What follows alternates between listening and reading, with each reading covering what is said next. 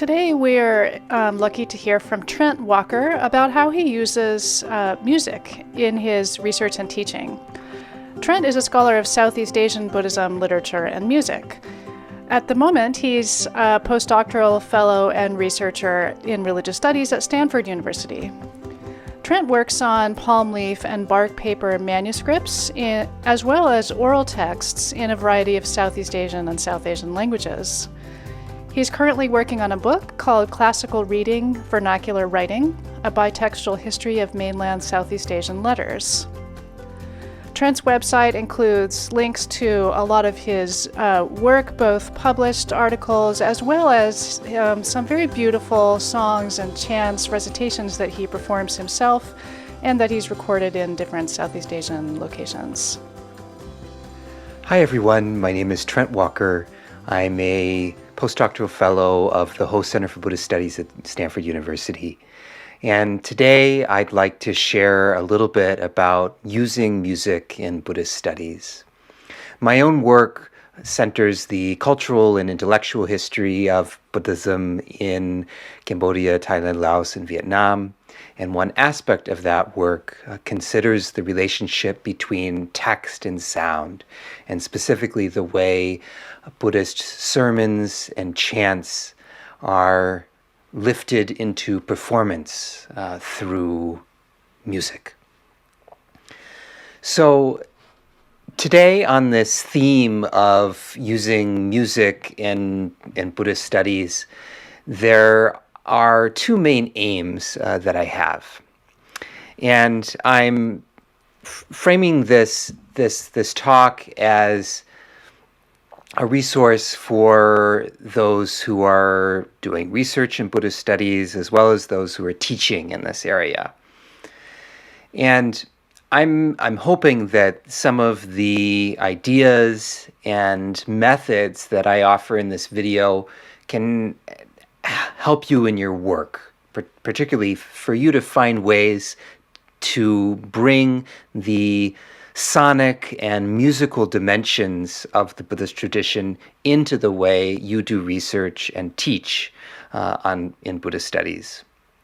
So first, I'd like to offer that paying attention to sound and music can really enrich our work as scholars and as teachers of Buddhist texts and cultures.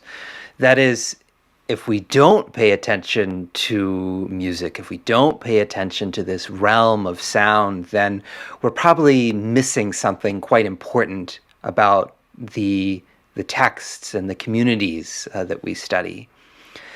And secondly, that a number of simple approaches that anyone can learn, no matter their background in music, that can help us bring the musical dimensions of Buddhist life into our research, our writing, and the classroom. So I'd like to focus specifically on some of those methods, some of those techniques that hopefully will be of benefit to those of you watching this video. To begin with, though, I need to define a little bit about what do I mean by Buddhism? What do I mean by music? How can we define these terms in a productive way to engage in the discussion of Buddhist music? Then I'll explore some of the range and diversity of Buddhist sounds across the Buddhist worlds and across different kinds of vocal and instrumental ways of creating sound. Then I'll offer some techniques for focusing in on specific aspects of music. First, thinking about time, including aspects of tempo and rhythm in what we hear, as well as considering pitch. That is, thinking about melodies, thinking about aspects of harmony that are present in diverse forms of Buddhist music. And then also structure, the ways in which these aspects of time and pitch come together, and also this relationship between sounds and words. And then finally, I'll offer some resources for exploring Buddhist music that you can take and apply into your own work. So let us begin. First, though, before I get into some of the specific techniques, I want to recommend one particular book, that is Thinking Musically, Experiencing Music, Expressing Culture by Bonnie Wade. This is a textbook. It's intended for undergraduate use, particularly an introduction to the musics of the world kind of course.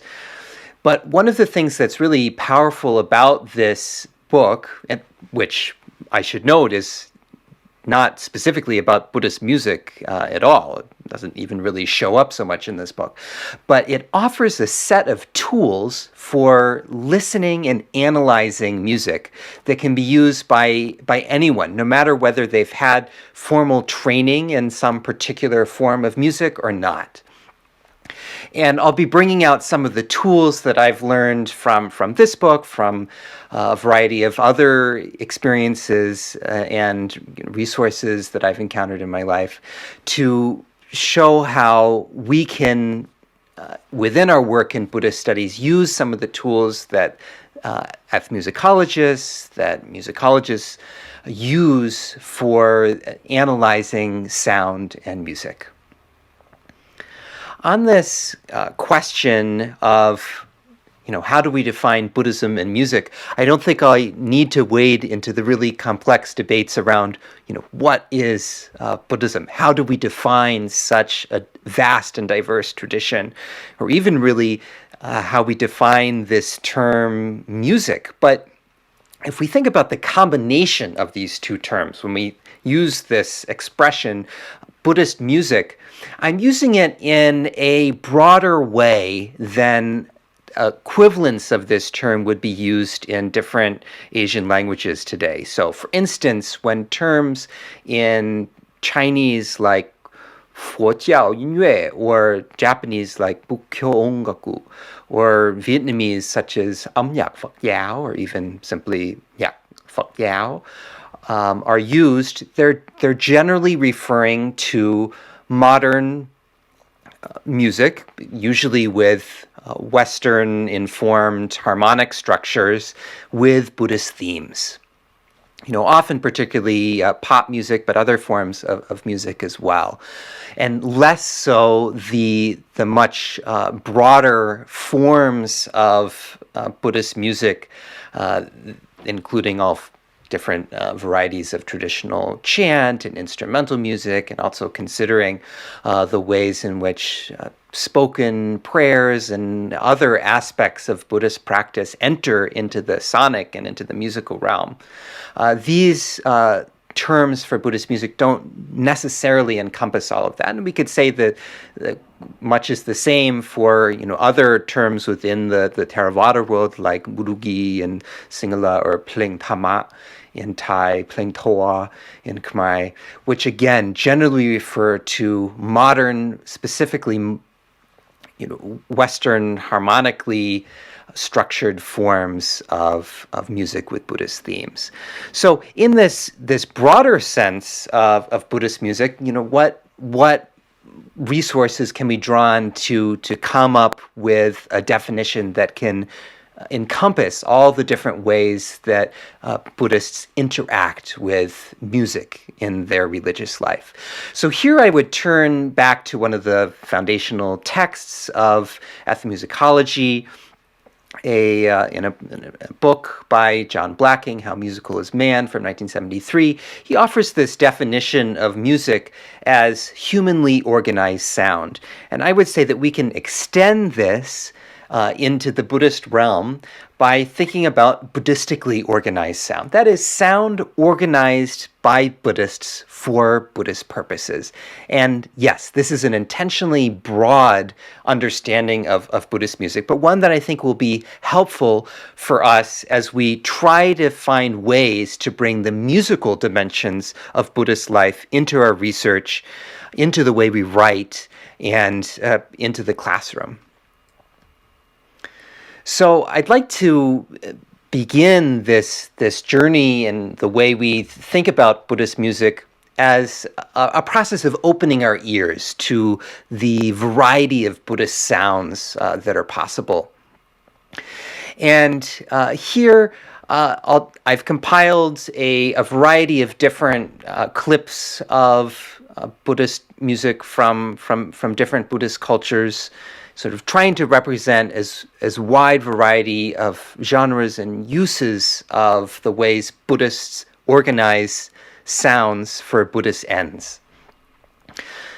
And these can include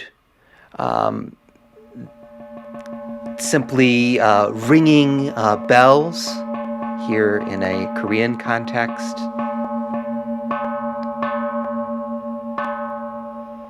or again, ringing bells in a Vietnamese context, but also playing drums for a variety of ritual occasions. Here in a Lao Buddhist procession, or in a Singhala Buddhist procession.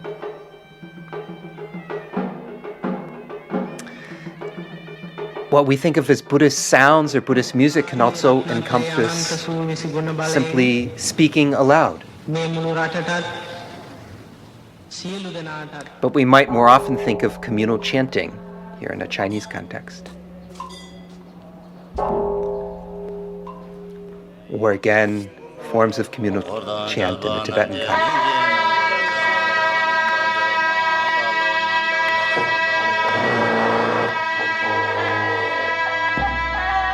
Chant can also be on an individual level, as in this Thai Buddhist example, with one voice.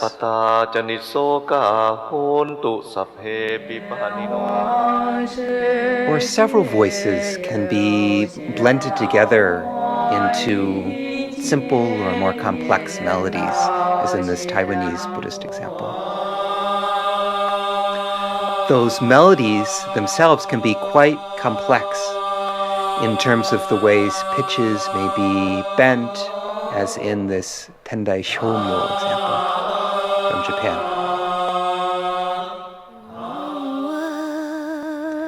Or they may be grounded in secular forms of poetry recitation, as in this example from a Vietnamese tradition.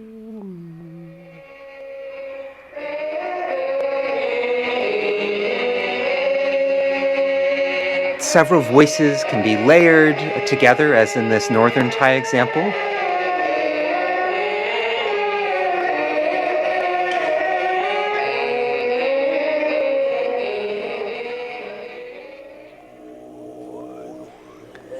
Or even several voices can each be producing multiple tones at once, as in this form of Tibetan chant.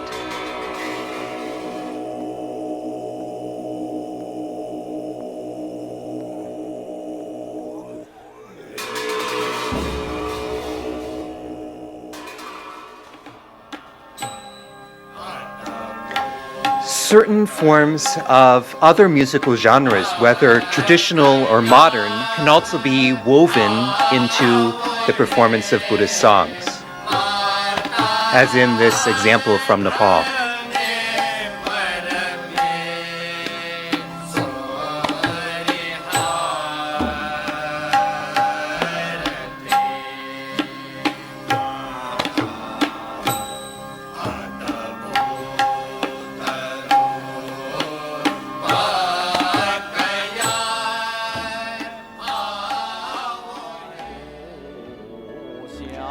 Or the forms of traditional chant can be set to modern musical genres and instrumentation, as we hear in this synthesized orchestral accompaniment to Taiwanese Buddhist chant.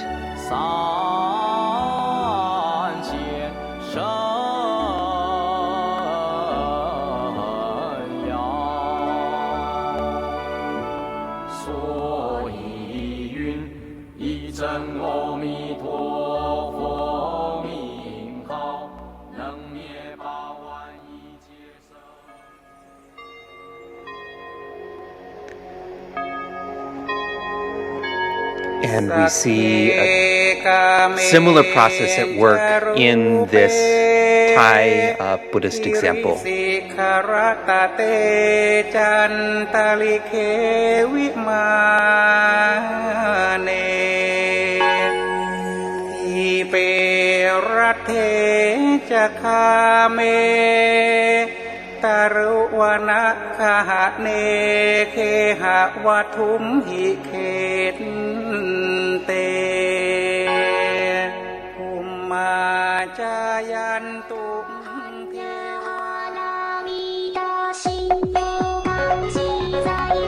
And in the same way, in this Japanese recitation of the Heart Sutra, here actually performed by a virtual voice connected with a synthesized rhythm and musical accompaniment.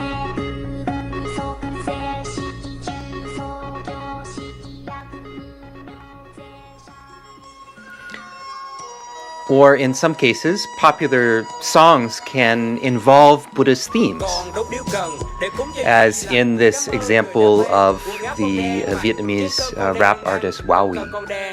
Cuộc sống của con hôm nay con cảm ơn người đã để mắt tới con. Cuộc sống này có bao nhiêu điều đẹp, nhìn đâu đâu cũng đẹp, từ cây bông cho đến đôi dép cây đẹp, nhà đẹp ngoài đường, các em gái đang chạy xe trên đường Nguyễn Trãi.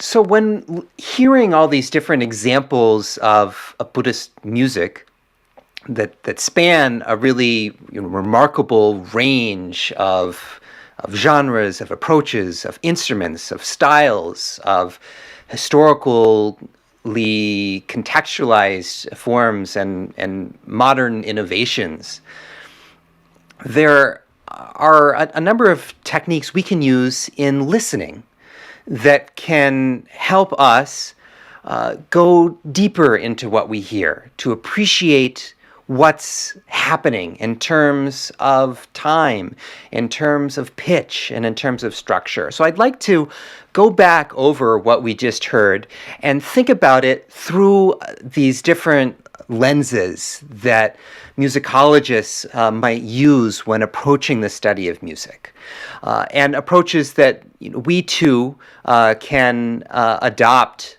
for the study of Buddhist music, that we can bring into our own work. So thinking about time, one way that we experience music and as human beings is on, in a sense, this horizontal aspect of time. Music is something, as all sounds do, that flows along this present moment as it expands and continues through time. And the way sounds over time are organized, we can think of through this term rhythm. Usually we think of rhythm as something that has a specific beat to it. In other words, a set pattern of sounds over times. But in rhythm can actually be quite free in many Buddhist contexts. There's no one set beat. So this is something we hear, often in the use of bells that we heard in at the beginning of this set of examples, where there's no one particular beat we can tap to that captures the rhythm. And that's different often when certain drums are used in the case of procession, where time is more organized.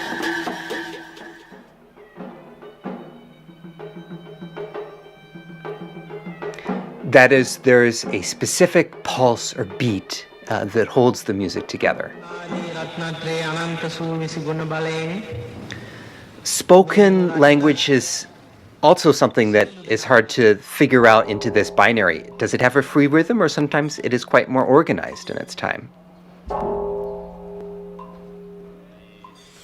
Certain forms of chant follow very simple rhythm, but there may be different rhythms, different patterns of sound over time layered on top of one another, forms we might call polyrhythms.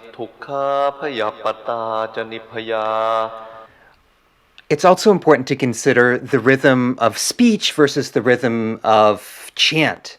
And in some ways, the rhythm of chant may be determined by the words themselves. And this is very often the case when reciting chants in Pali, in Sanskrit, and other Indic languages, where the distinction between short and long syllables is a guiding principle in the rhythmic patterns of a particular chant. We hear this in this Thai example of reciting in Pali.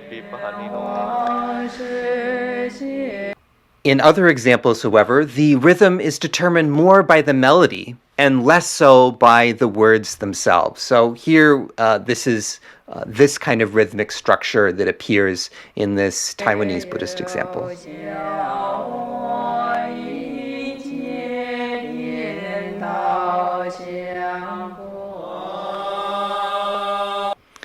We can also think about the rhythm as being determined by just those who are participating in the chant, or by different instruments that are used to accompany the chant.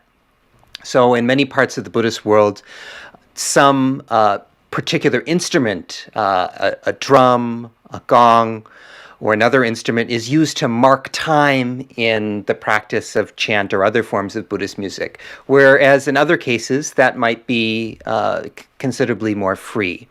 As we listen to different forms of Buddhist music, these kinds of questions, these kinds of binaries, these kinds of distinctions are things we can open our ears to listen for. And in so doing, we find new ways to understand and appreciate the way music is used in Buddhist settings. So listening to this example of Tendai Shomyo from Japan, we hear, in this instance, no particular instruments being used to accompany the chant. Likewise, in this Vietnamese Buddhist example.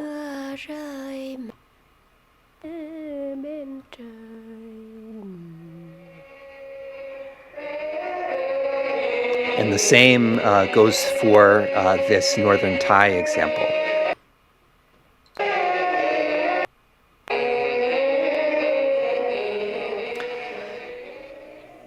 At the same time, in other forms of chant, for instance, this Tibetan example, the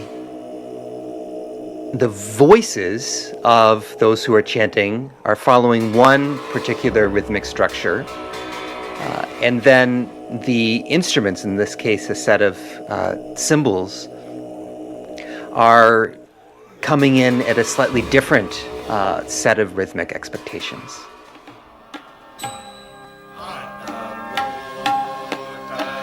In certain Buddhist musical cultures, as in this example of Newari bhajans, or this particular form of Buddhist devotional music in Nepal, the rhythm is structured in cycles, what in a North Indian context would be called tala. Cycles that govern the way a particular song would be structured rhythmically. These cycles are something that we can learn to listen to and appreciate.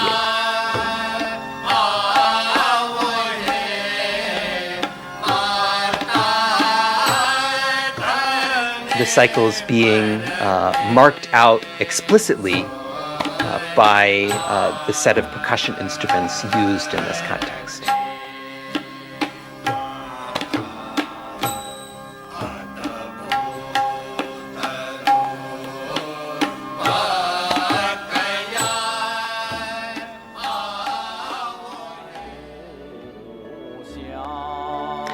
In other cases, the beat might not be so explicit. It might be only implicit to the listener, as in this example of a Taiwanese Buddhist chant, a Chinese Buddhist chant in Taiwan, set to a synthesized orchestral background.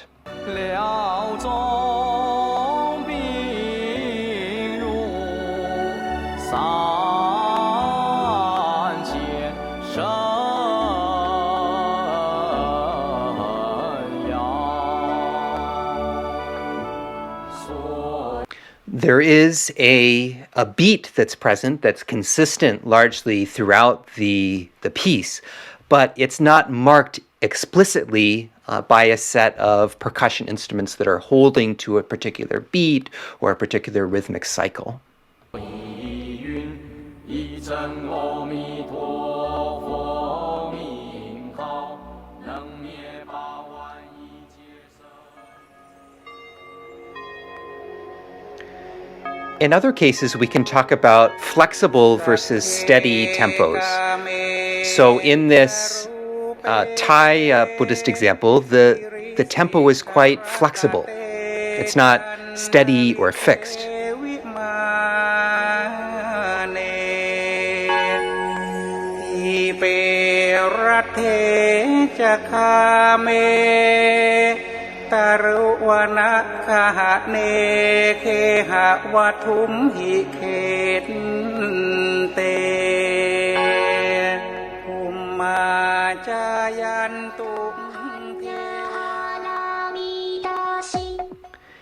In other examples, as in this one from the Japanese recitation of the Heart Sutra, in this case by a virtual voice, the tempo is explicitly very steady throughout.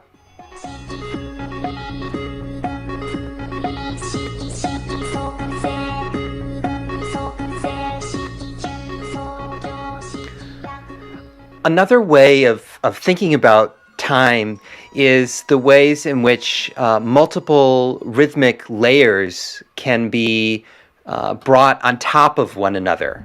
In some cases, this happens in modern music that's sampled from different approaches. You know, we can see this quite explicitly in this Vietnamese song with Buddhist themes in a hip hop genre that uses the vocal rhythms of the rapper while we in tandem with a sampled Chinese recitation of a dharani along with a modern hip hop beat.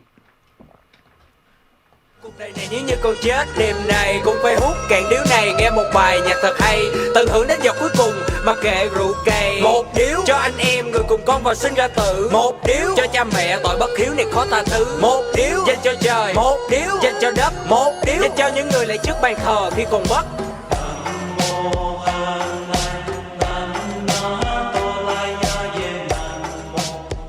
So these are just some of the kinds of questions and distinctions that you can ask yourself about as you listen to a piece of Buddhist music and want to reflect and consider the way in which time is structured and organized, particularly these questions of tempo and rhythm.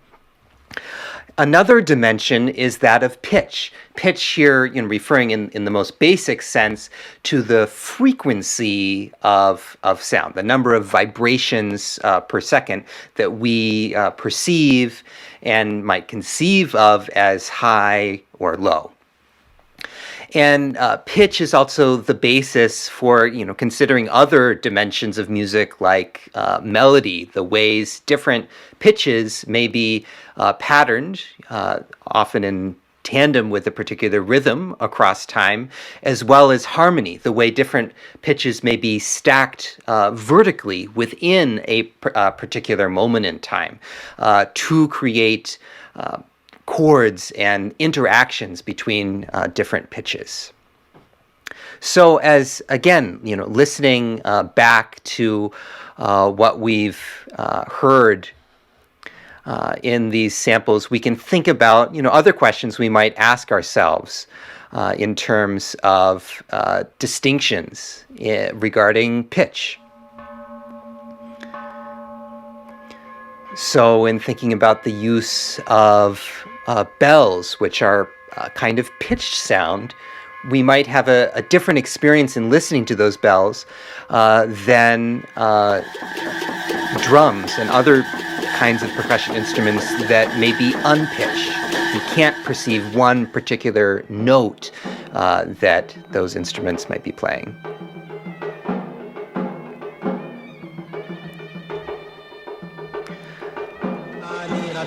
Also, when thinking about pitch, we might think about the relationship between pitch in speech and chant. And one way we might distinguish is that in chant, there is a clear pitch that we can identify with. We can match to a pitch that can be generated by some other musical instrument. Whereas for speech, the pitch is often much more nebulous, much less clear. There's still, of course, a particular frequency at which words are being produced and heard. But the relationship in terms of how we hear and perceive speech versus chant, and also this whole spectrum that's really shows up in a wide variety of Buddhist music between speech and chant and song, again, is another area where we can think about this dimension of pitch. We can also think about the relationship between vocal pitch and instrumental pitch, which in many contexts of Buddhist music is not a straightforward relationship. They may not be performing on the same pitch at all. Just as rhythm may be determined by the words themselves, in other words, the particular patterns of stress or timing within a given language, so too pitch in different forms of Buddhist chant and music may also be quite closely tied to aspects of pitch in the language. So for tonal languages, particularly Thai and Vietnamese, for example, aspects of tone in the language, including in the Thai context, when Pali words are recited in a Thai context, taking on some of the vocal tones of the Thai language, those tones are then brought in to the performance of chant. So we hear this in this Thai example.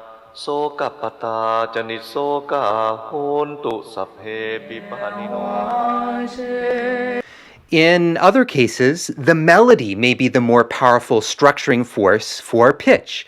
And this we'll hear in this example of a Taiwanese Buddhist chant, where the particular tones of the Chinese words are not governing the melody that's being chanted, but the melody itself governs which pitches are chosen.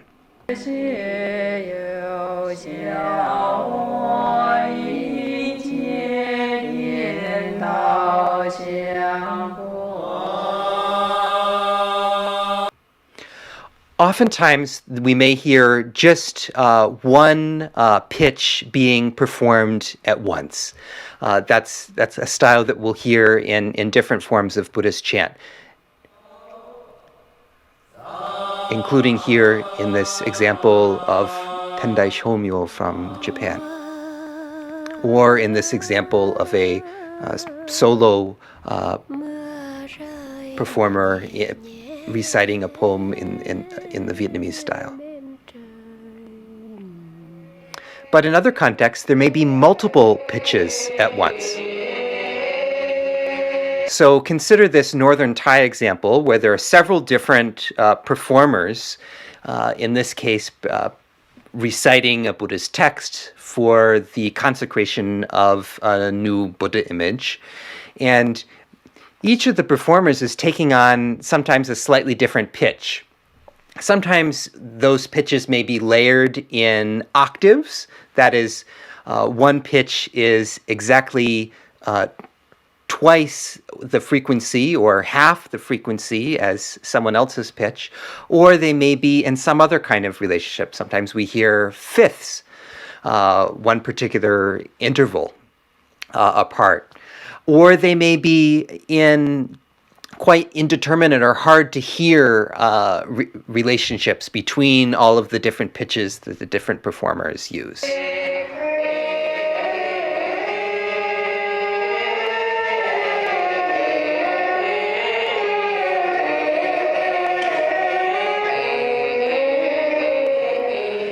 Another way that we can be open to different, in terms of how we listen, to trying to listen for multiple pitches at once, is that in certain forms of Buddhist chant, particularly those that involve throat singing techniques, which show up in certain forms of Tibetan chant, for instance, multiple pitches may be generated by a single performer, whether it's through the use of a drone pitch and overtones within a single performer, or through causing different folds within the vocal tract to vibrate that can create other pitches. Here we can hear these techniques being used to create multiple pitches at once within a single performer. In this case, it's actually a group of performers all using these multiple pitch techniques.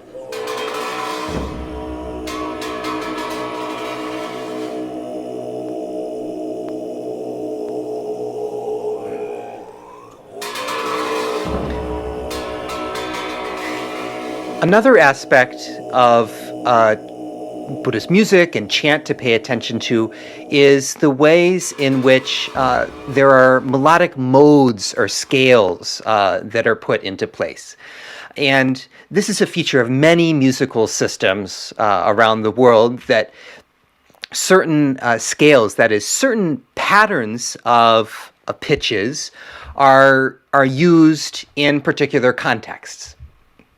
To draw a very simple example from Western music, we might think of the major scale or the minor scale as different scales, different arrangements of pitches that can be used to create melodies that may have a particular emotional tone to them within a particular cultural context, or may have particular consequences for building harmonic structures.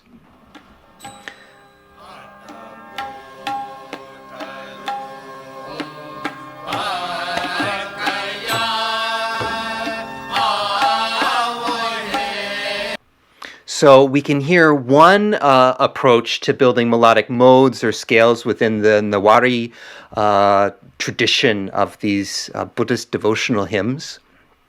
And there it's closely connected to a broader North Indian practice of raga, that is a set of tones, which we can think of as a scale or a mode, played over a single central pitch represented by a drone instrument that might remain consistent for the whole piece of music.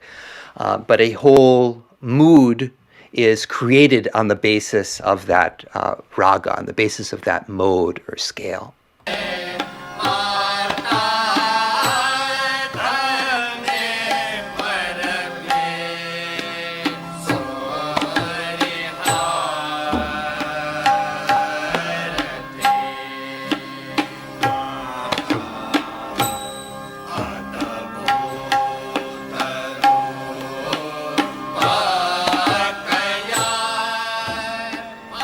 Something else we can listen for, particularly in more recent forms of Buddhist music that bring in Western forms of functional harmony, that is, chords that have been brought together to create progressions, so that there's a sense of harmonic movement or motion in the music, moments of tension and resolution, for instance.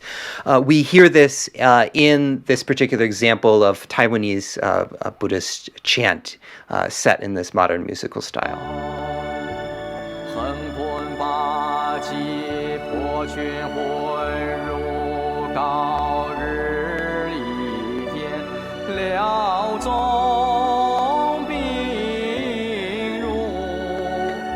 Something else we can be aware of are tensions between Western and non-Western tuning systems.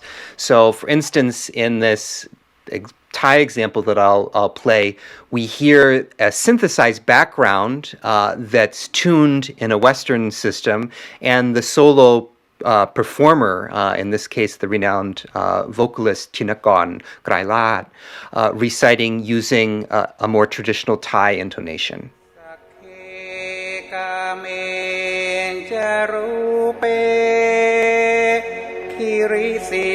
รตะเตจันตะลิเควิมาเนทีเปรัตเทจะคาเม And all the other of these different elements of pitch, and these are just a few sort of ways that we can begin to think about how pitch is an element in different forms of Buddhist music that we might encounter. These kinds of distinctions are ones that you can ask yourself as you listen to Buddhist music, and begin to create an analytical framework for understanding what it is you're listening to. You don't need to have a background in music to be able to learn to make some of these distinctions. And in some cases, the experience of listening is quite complex because many different aspects of pitch and melody and harmony may all be interwoven or layered on top of one another. And again, we could hear this in this example of this song from the Vietnamese artist Wowie with Buddhist themes.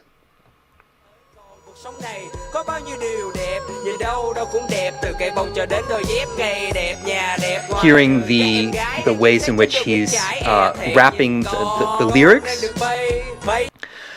including changing his intonation to match the lexical tones of the Vietnamese language, hearing the sampled background of a Chinese Buddhist chant, and then on top of it, this hip-hop beat, all combined together to create one particular form of music. Do we call it Buddhist music? Is it really music that's organized by Buddhists and for Buddhist ends? In the case of Wowie's song here, it's sometimes can be a little bit hard to tell.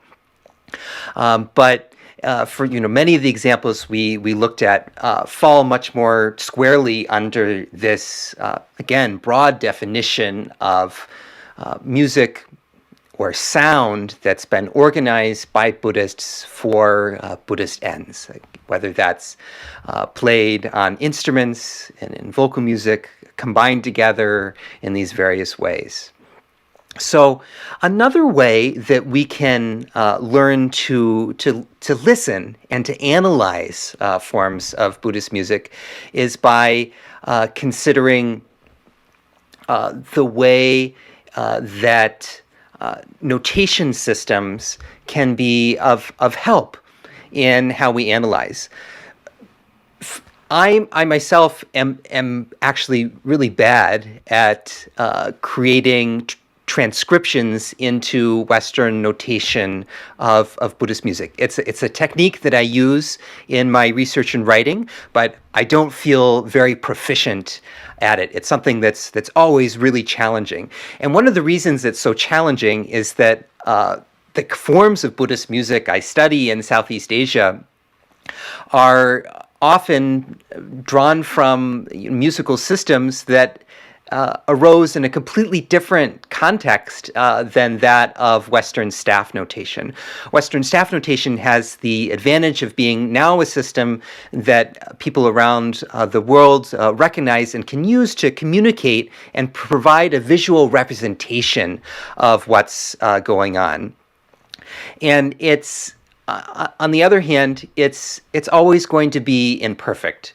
Whatever we express in staff notation or in some other form of musical notation like cipher notation or other forms that might be used around the world, it's never going to capture completely either what exactly is happening in this descriptive sense or how exactly a particular piece should be performed in a prescriptive sense.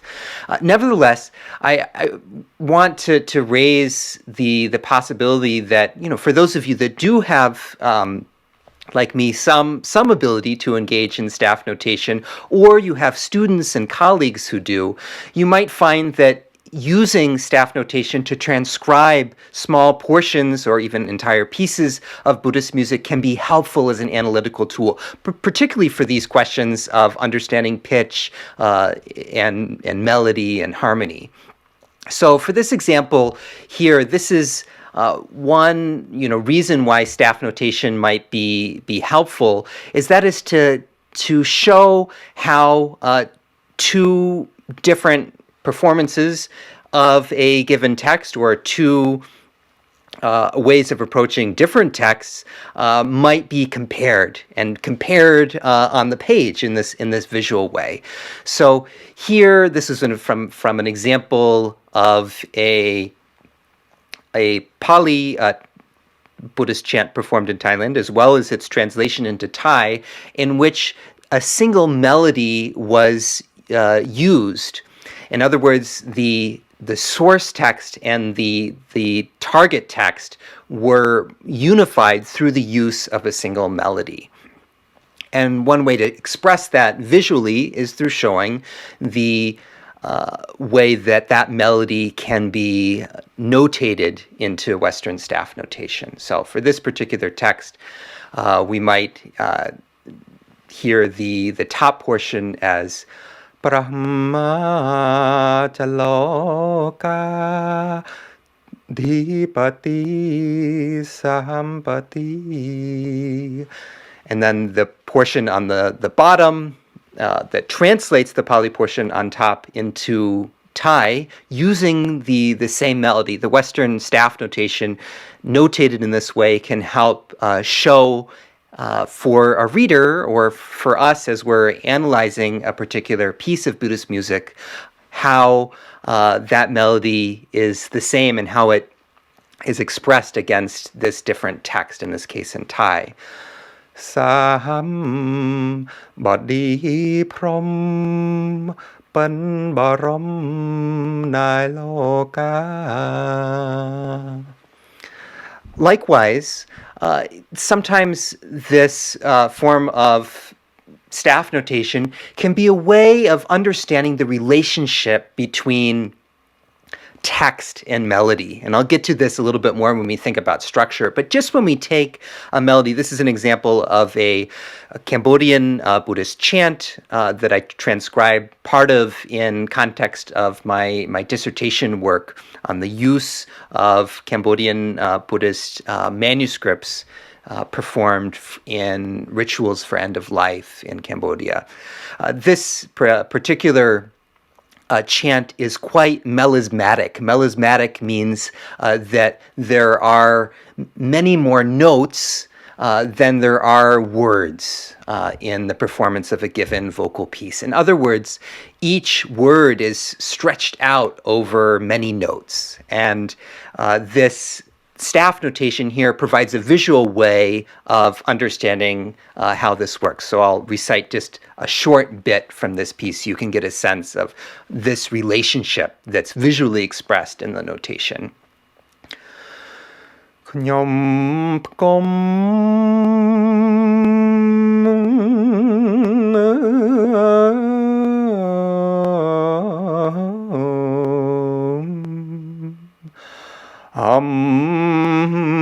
Marim Dap.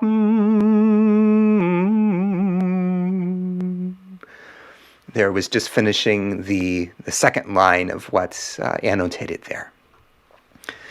So next I'd like for us to think about this question of structure, which is also related to what can be expressed through staff notation and other ways of analyzing music, but I think also in a variety of other techniques, a variety of other areas that we can pay attention to as we listen to and come to appreciate what's happening in Buddhist music. So one dimension that we can pay attention to is the soundscape. So you may have noticed in some of the recordings that I played in the samples we listened to that they weren't done in a recording studio. There was the sounds of the environment, of people who might not be participating in the ritual, of traffic passing by, of wind and rain. All of this is part of what we can consider the soundscape that's present for whenever Buddhist music is performed in the real world outside of the isolated environment of a recording studio. So opening our ears and paying attention to what's happening in this broader soundscape beyond just the music is also a really important technique in how we can learn to listen and appreciate what's happening on the sonic level. Another approach that you can take is to consider the different vertical layers. By vertical layers, I mean what's happening within a given frame of time. This, we can consider verticality in terms of pitches being stacked upon one another, but also I would invite you to think about it in terms of all the different voices or instruments that might be present as you listen to a piece of Buddhist music. So one way to get into and figure out what's happening at this vertical dimension is to list all of the different voices and instruments you hear.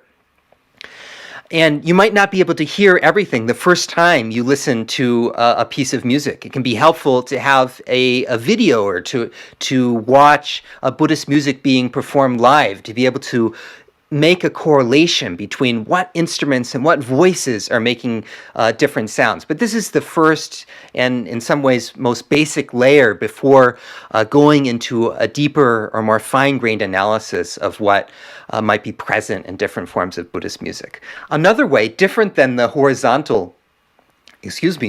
vertical, is to consider the horizontal dimensions. And that is to listen to moments of transition, of silence, of times when the piece might get louder or grow more quiet, or more instruments join. And one way you can keep track of this is to simply note the timestamps for things. This is particularly if you're listening to a recording that you can listen to again, a track of a CD, a YouTube video, some other piece of recorded music on your computer or phone, for instance, to note what's happening at what particular time. Say at 1 minute and 5 seconds, the drums begin. At 2 minutes and 25 seconds, another group of voices join. At 3 minutes and 22 seconds, there's a few seconds of silence. And taking notes along as you listen with these timestamps can help you create a record. One way of going into an analysis of a piece of music without needing to create any form of sophisticated notation, whether it's Western staff notation or otherwise. In terms of the tempo and rhythm, you can try to tap along to the music. Is it something that you can tap along to, or is the rhythm considerably more free and it isn't able to be tapped along to? Are you able to count the number of beats? And if so, can you create an approximation of the number of beats per minute? To be able to compare whether one particular piece might be at a faster or slower tempo than another. Then also thinking about scale and mode, without needing to compare what you hear to some kind of reference instrument or to some kind of sophisticated piece of audio equipment that can determine the precise frequency. You just, in listening to what you hear, try to count the number of distinct pitches in a given voice. You might find that for many forms of Buddhist chanting, there's just one or two or three different pitches. So for instance, in this Thai example I brought up a moment ago, there's really just three main pitches.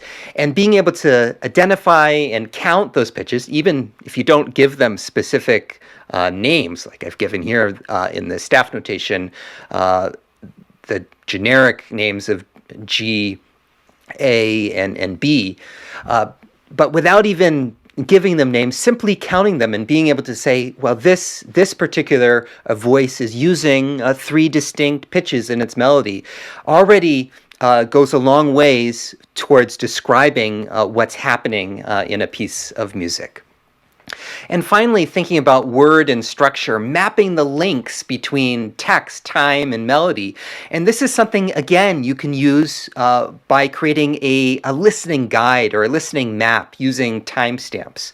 So this is a technique I sometimes use in my work as well, because it's very simple. It's much easier than conducting a formal notation of a particular piece, transcribing it out into Western staff notation, but simply creating a kind of listening guide with these timestamps and showing the ways in which certain portions of the text appear at particular times in the piece.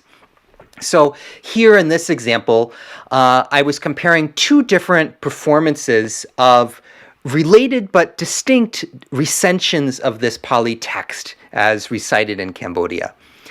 And here I've divided them into distinct melodic portions.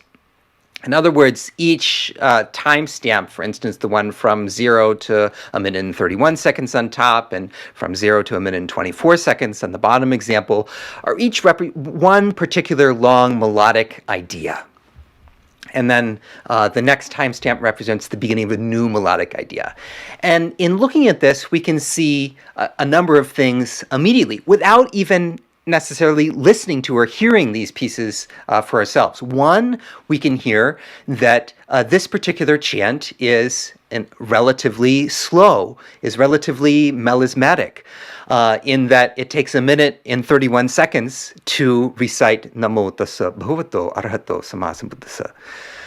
So we know just from this simple visual representation that this chant has been extended, that perhaps each word or syllable has been extended over many notes.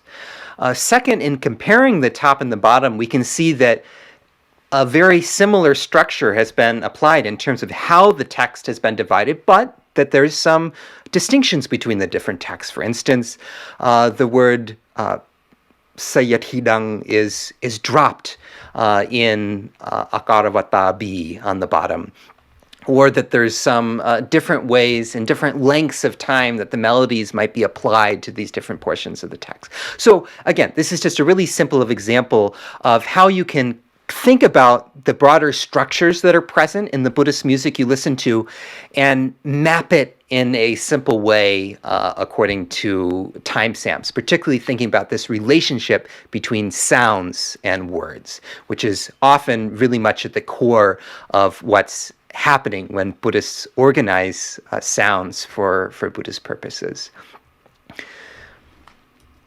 So as I end here, I want to draw your attention to different kinds of resources that you can use for exploring Buddhist music. And these aren't specific resources, but these are different kinds of resources that I would encourage you to explore and to make yourself familiar with. And the resource that I would encourage you to begin with is actually yourself. That is, by reading texts aloud, by learning to memorize different portions of a text that you might be studying, or that you know that people in the particular Buddhist community that you are writing about use in their Buddhist practice. By singing or chanting what you're reading, even if it's not in the traditional style that would be used for that text, but just coming to a different relationship with a text by reading it aloud or by singing, chanting, or intoning it, we might be able to come to appreciate something new about the text. We might discover a new way of reading. And this is particularly the case because in many Buddhist contexts across time, and in the many cultures that Buddhist ideas and practices have spread to across the world, the oral performance of texts is really placed at the center. And it can be hard to understand the full dimensions of a text from the way they're written or the way they appear on the page alone. So in this way, I would encourage you to think of yourself as a resource, as an organ of speech and song, to bring a new perspective on the texts and communities you study. Another way is to engage with recordings, to listen to audio and video recordings. There is a wealth of Buddhist music that's been recorded on CD, available through all kinds of different streaming services, available through a number of different online websites, as well as present on social media websites. I would say within the for much of the Buddhist world, YouTube has been an extremely important venue for sharing forms of Buddhist music, whether it's modern forms that bring in functional harmony and particular sets of melodic and rhythmic expectations that draw on Western music, or quite traditional forms of chant from across the Buddhist world. You can find almost all of those on YouTube. And it provides an opportunity for you to read or chant along, particularly if you're able to find the text that you're studying. And if you're studying a text that's at all connected to liturgical practices, a text that's held to be important by particular Buddhist communities, it's very likely that recordings of that text are available. Or if not, a text in a similar genre for you to be able to listen and chant along, just to gain an appreciation without trying to be an expert or be proficient at even at what you're learning, but just to gain an appreciation of, well, how does my perspective on this text change, or on this community change, when I listen to or watch recordings of a particular piece of Buddhist music or chant. Another is to connect with communities, and depending on where you may be located in the world, you may or may not have the opportunity to connect to local practitioners of Buddhist music, to hear and engage with the ways they make music, the way they chant, the way they intone prayers or speak sermons to an audience. And, I happen to be in a very fortunate position of being here in the San Francisco Bay Area, in California, in the United States, where a really wide variety of Buddhist communities are practicing different forms of Buddhist music. For me, in terms of my growth as a scholar and of learning to understand and appreciate different forms of Buddhist music, it's been really important for me to be able to get to know, to visit, to talk with, to participate with Cambodian, Thai, Lao, Vietnamese, Japanese, Chinese, and other different Buddhist communities in this area. In some cases, for instance, in Burmese communities or Tibetan communities where I don't know the language and I'm less familiar with the communities, I might be less comfortable making a phone call to ask if it's okay if I come, or simply showing up. But in other cases, if you already have connections or know a friend who's connected with a particular Buddhist community, reaching out to local practitioners to be able to hear, engage, and learn from how they work with Buddhist music can be tremendously enriching. Another, sort of taking that a step further, is to find a trained practitioner willing to teach you a particular style of Buddhist music. This was the path that I took when I was first studying Buddhist music in Cambodia in 2005 and 2006. Working with a number of different teachers of Cambodian Buddhist chant. And that was effective within that context of wanting to go really deeply into a particular form of music. So if that's an avenue that you're looking to pursue, or trying to find a way for a student who's interested in doing more research on Buddhist music, that trying to find a teacher who's willing to teach some of these forms can be a a really important avenue for further exploration. Another is simply to connect with colleagues and students. Within the field of Buddhist studies, we all come to this field with different kinds of expertise, different backgrounds, different levels of familiarity with bodies of theoretical and practical knowledge. And if you're situated in a university, you likely will also have colleagues who work in music. You'll also have students who are familiar with music or who are interested in doing field work in connection to Buddhist music. And I think within this space, there's lots of room for collaboration, to bring together colleagues and students who you may be connected with who might have more expertise in Buddhist in music or in certain kinds of field work that you might have. And if your expertise in textual studies, in historical perspectives, in sociological dimensions of Buddhist societies might be able to integrate in really productive ways with those who are interested with music. And then finally, of course, I would really encourage you to explore the range of articles, books, and online resources that have come out, particularly in recent years, on Buddhist ritual, sound, and music. There's way too many for me to list all of these here. I would encourage you to first find some of the bibliographies that have been compiled on articles and books on Buddhist music, as well as discographies that have compiled different kinds of often CD recordings, as well as some online resources for Buddhist music. And CD recordings, particularly those that come with liner notes, can be particularly valuable because they give this additional layer of context for the music, for what you're listening to, that might be missing when encountering a particular recording on YouTube or some other kind of video sharing site. Here, then, as we close, I just want to bring out a couple of different online resources for Buddhist music that you might want to turn to. These are just two sample ones that are either one that I use or something that's connected to my own work, just to provide an example of how you can use these kinds of resources.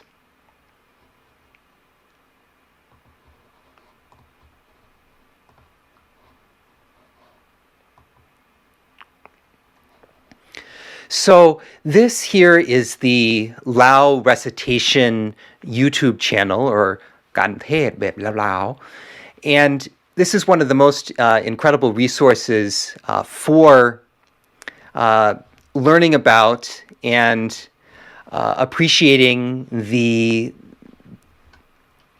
ways that Lao Buddhists recite different texts, particularly manuscript texts, and use different melodies and recitation styles to bring them into this sonic dimension. So you can click on any of these different examples and learn what this particular text might sound like.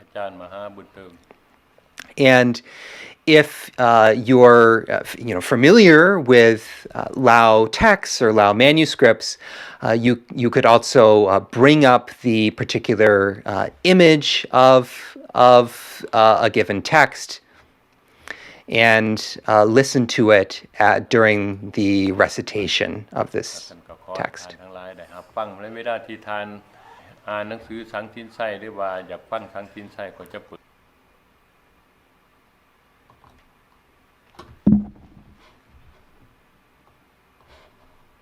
ลำยอดจานขวบเมื่อหวนฟังห้องหำลานดูฝนผุ่นเยอะ providing you with an opportunity to follow along in the text and to appreciate, in this case, the difference between the recited text and what shows up in the manuscript, or different ways in which the texts you might be studying are brought to life through music.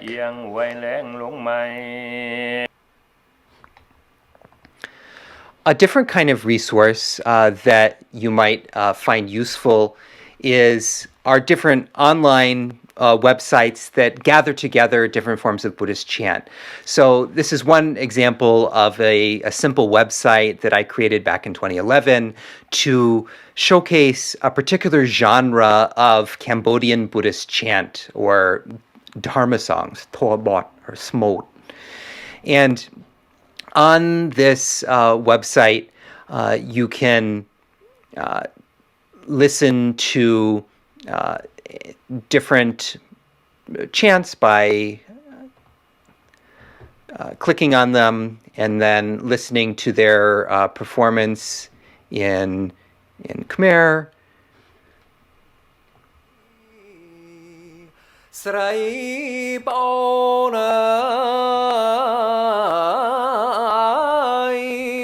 And then following along in the text as you move through, or in English.